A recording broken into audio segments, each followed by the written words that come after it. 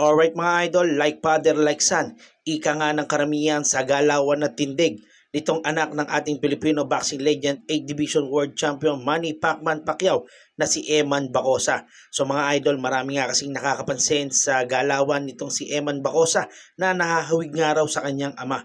So mga idol, kanina lamang sumalang na nga po sa kanyang pangalawang professional boxing fight itong si Bacosa dyan mismo sa General Santos City sa Manny Pacquiao Present Blow by Blow. So mga idol, sa kanya naging laban nakalaban niya ang pambato ng Parañaque City na si Noel Pangantao.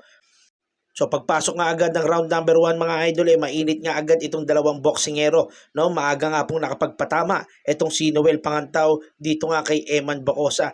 At dito nga mga idol sa segment na na-corner itong si Eman Bacosa, dito nga po siya nakasungkit ng mga kombinasyon dahilan upang bumaksak itong si Pangantao. So binilangan pa naman siya ng referee, ngunit umayaw na nga po itong si Pangantao. Kaya naman nakuha nga po ni Eman Bacosa ang panalo via round 1 technical knockout at umabante na nga ang kartada sa 1 win, 1 draw with no loss. So tuwan-tuwa naman nga po ang ama ni Eman Bacosa na si Manny Pacquiao na nanonood nga doon sa ringside ng laban. At ito nga po ang highlights ng kanilang naging laban at credit nga po ito sa MP Boxing Gym Davao.